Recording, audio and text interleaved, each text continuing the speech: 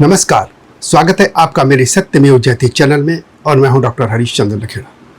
उत्तराखंड कांग्रेस के साथ राहुल गांधी ने दिल्ली में बैठक की और कांग्रेस के अध्यक्ष मल्लिकार्जुन खड़गे भी उसमें शामिल थे और बैठक हुई थी कांग्रेस का जो नया भवन बना है यानी इंदिरा भवन, उसमें लगभग 1 घंटे तक बैठक हुई।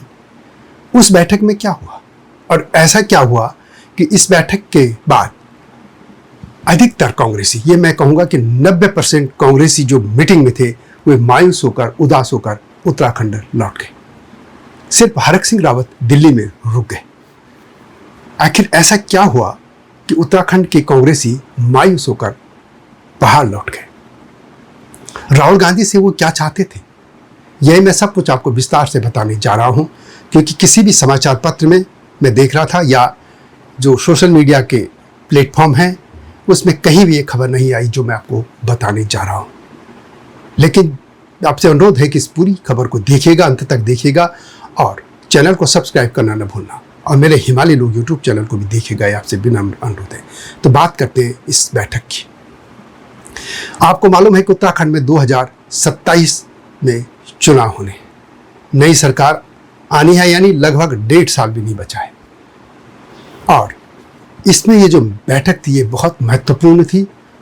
राहुल गांधी तो थे ही, कांग्रेस के अध्यक्ष भी थे यानी मल्लिकार्जुन खड़गे, इसके अलावा केसी वेणुगोपाल जो कि संगठन मंत्री और सबसे ताकतवर राहुल गांधी के बाद जो नेता है वो यही है, वो भी थे। इसके अलावा उत्तराखंड से तो फिर पार्टी के अध्यक्ष भी थे, करण मेहरा थे, पूर्व मुख्यमंत्री हरीश रावत थे, यशपाल आर्य, प्रीतम सिंह वगैरह जो भी बड़े नेता हैं, गोदियाल, सब कुछ ये लोग थे ही। इस मीटिंग में लगभग 1 घंटे तक चर्चा हुई। मुख्य तौर पर हालांकि जो बातें बाहर आई है उसमें यही कहा है कि राहुल गांधी ने सबको कहा कि 2027 का जो चुनाव होना है उसको आप संगठित होकर चुनाव लड़िए, आपको एकजुट होकर लड़ना होगा। ये तो सभी कहते ही है, पार्टी एकजुट नहीं होगी तो कैसे लड़ेगी, संगठित नहीं होगी तो कैसे लड़ेगी, और वंचितों के साथ खड़ा होना है। ये कांग्रेस पहले से कहती रहे, बहुत पहले से भी, कि कांग्रेस का हाथ गरीब के साथ, ये उनका कोई नई बात नहीं थी। मुख्य बात क्या थी जो बात कहीं नहीं आई? वास्तव में कांग्रेस के लोग चाहते क्या थे? कांग्रेस के लोग चाहते थे कि जो भी संगठन का ढांचा है उसको लेकर पार्टी फैसला कर ले। पार्टी का फैसले लेने का मतलब यह है कि पार्टी के लिए एक नया अध्यक्ष चुन लिया जाए या करण मेहरा को कंटिन्यू करना है तो उनको ही ओके कर लिया जाए, बता दिया जाए कि अब यही चुनाव तक या आगे भी अध्यक्ष वही बने रहेंगे। ये दुविधा जो है पार्टी को बहुत संकट में डाल रही है। वैसे भी जब पार्टी का ढांचा भी चरमरा रखा है, उधर बीजेपी का उग्र हिंदूवाद तो है ही, इसके अलावा अब ऑपरेशन सिंदूर भी हो गया है, अब अगले साल वहाँ रेल भी चली जाएगी कर्णप्रयाग तक। ये तमाम बातें जब होंगी और उसके अलावा प्रधानमंत्री नरेंद्र मोदी का एक आक्रामक चुनाव प्रचार, उसमें कांग्रेस पार्टी कैसे लड़ेगी? और कांग्रेस यदि इस बार भी हार गई तो फिर 15 साल तक ये समझ लीजिए कि पार्टी बाहर हो जाएगी। 10 साल से तो अब ये 10 साल होने ही वाले हैं। इससे कांग्रेस ही चिंतित है। कांग्रेस ये मान के चल रहे थे कि जिस तरीके से माहौल बन रहा है, ये भी होता है कि ऐसा नहीं कि कांग्रेस जीतती नहीं है, हिमाचल में जीती है कांग्रेस। इस तरीके से कांग्रेस बीजेपी से राज्य को छीनती रही है, ये मानना रहा है, क्योंकि बीजेपी की अपनी गलती से कहीं ना कहीं कांग्रेस जीतती रही है। और इस समय जिस तरीके के धामी सरकार के खिलाफ खनन का है, भ्रष्टाचार के मामले हैं, बहुत सी चीज़ें ऐसी आई हैं जिससे लगता है कि भारतीय जनता पार्टी की स्टेट गवर्नमेंट यानी धामी सरकार को घेरा जा सकता है। ऐसे में चाहते थे कि कोई ऐसा नेता जिसको कमान सौंप दी जाए। मुख्य तौर पर सभी ने यही कहा, जब सभी को बोलने का मौका मिला तो यही था सभी का बोलने का, कि ये कह सकते कि लब बोलो आप, यही था कि एक यदि करण मेहरा को कंटिन्यू करना है तो ओके कर दीजिए और नया अध्यक्ष देना है तो तुरंत दे दीजिए। लेकिन इस पर कांग्रेस का जो हाईकमान है या जिसमें कहते हैं सुप्रीम नेता राहुल गांधी वे चुप्पी साध गए। कांग्रेस के जो ये हाईकमान है, जिसमें चाहे राहुल गांधी हो या मल्लिकार्जुन खड़गे, इन लोगों ने 2 बातों पर फोकस किया।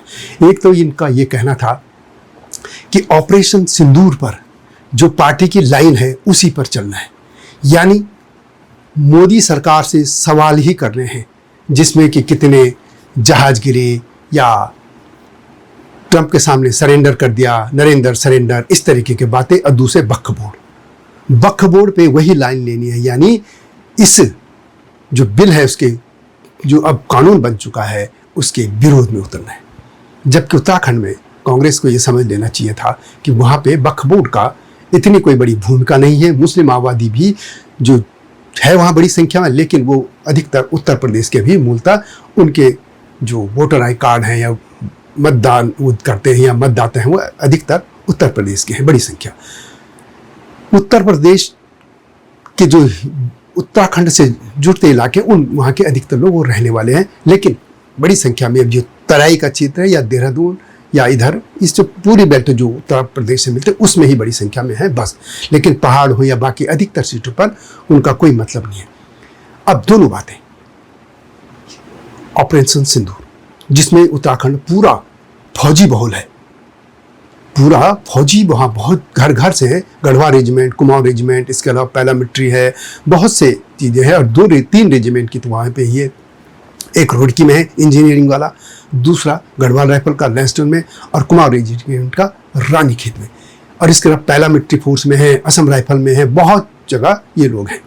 एयरफोर्स में तो है, सभी जगह ये कह सकते हैं, और जल सेना में भी। उन लोगों के बीच में जब आप सिंदूर को लेकर वही लाइन लोगे जो राहुल गांधी ले रहे हैं, और जबकि कांग्रेस ये भूल गई कि चाहे वो शशि थरूर हो या आनंद शर्मा हो या जो दूसरे नेता विदेश में गए थे डेलीगेशन के साथ, जो सांसदों का था, यानी संसदीय जो डेलीगेशन गया था, उसमें उनकी लाइन दूसरी है।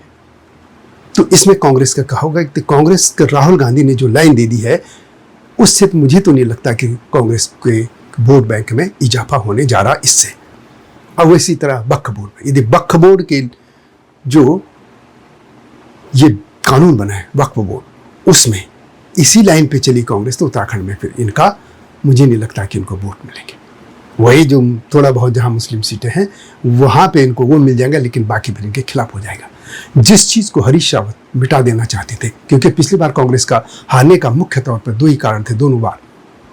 एक तो ये कहा गया कि हरीश रावत मुस्लिम यूनिवर्सिटी खोलने जा रहे हैं, और दूसरा जुमे की नमाज के दिन छुट्टी करेंगे। और इस आरोप के लिए वे बीजेपी को चुनौती दे चुके हैं कि वो इसको बताएं, और मैं 10 लाख रुपए दूंगा यदि उनकी सरकार के दौरान इस तरीके का कोई सरकारी आदेश निकला हो। वो लगातार मंदिर भी जा रहे हैं इसलिए कि ये बातें छुपे, यानी उन कांग्रेस पार्टी पर मुस्लिम का जो तुष्टिकरण करने का जो बड़ा आरोप लगता है, और है भी पार्टी, वो कम से कम धुल जाए। लेकिन ये जो लाइन राहुल गांधी और मल्लिकार्जुन खड़गे ने स्टेट के जो कांग्रेसियों को दी है, उससे तो उनके वोट बैंक में मुझे लगता है एक भी बढ़ने के बजाय घटेंगे, ये मेरा मानना है। हो सकता पार्टी तो ज़्यादा सोचे, वो तो सोचे कि बिल्कुल अब इससे उनके लिए वोट की बरसात हो जाएगी। खैर, ये 2 लाइनों पे कहा गया कि इन पे आपको काम करना है। मुख्य तौर पर जो उत्तराखंड में जो मुद्दे होने चाहिए थे उसको लगता है कि कांग्रेस का हाईकमान नहीं जानता है। लेकिन इन मुद्दों की बात तो होती रहेगी। सवाल ये था कि संगठन कैसे होगा।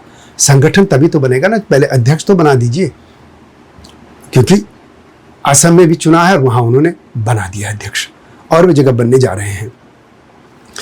उत्तराखंड में ऐसा क्यों नहीं हो रहा?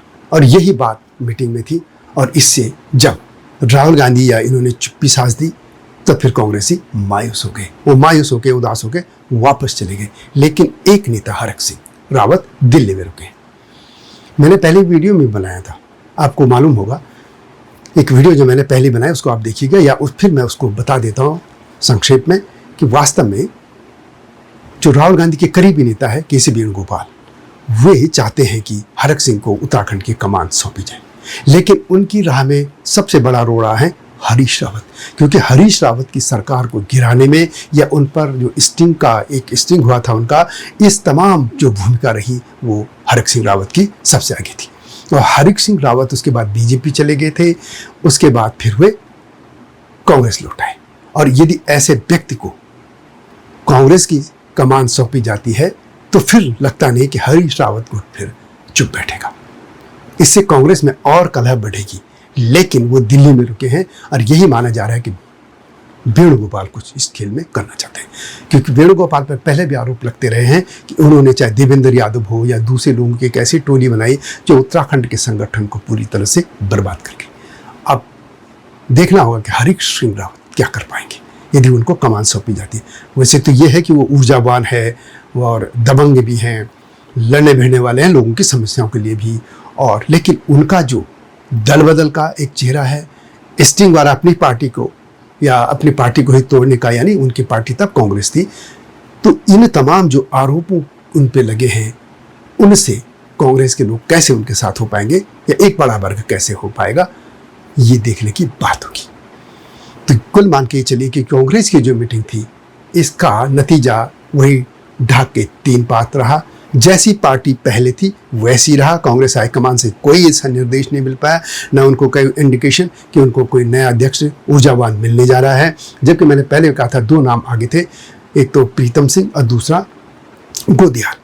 ये जो गणेश गोदियाल, इनका नाम सबसे आगे है। हो सकता है कि किसको बना दिए तो राहुल गांधी जाने, लेकिन अभी तक ये था कि पार्टी सोच रही थी कि कुछ ऐसा होगा कि हाँ जल्दी ही 1 आध महीने के भीतर नया अध्यक्ष मिलेगा, लेकिन ऐसा कोई इंडिकेशन नहीं मिला है।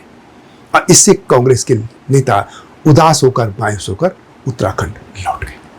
वीडियो कैसे लगी कमेंट में अवश्य लिखिएगा। जल्दी आऊंगा नई स्टोरी के साथ, तब तक नमस्कार। हिमालय पे पेड़ हो तो गीत गाएंगी नदियाँ, गीत गाएंगी नदियाँ। पेड़ों पे चिड़िया है तो गीत गाएंगी नदियाँ, पेड़ों पे चिड़िया है तो गीत गाएंगी नदियाँ। माँ की लोरी जैसे होते हैं नदियों के गीत।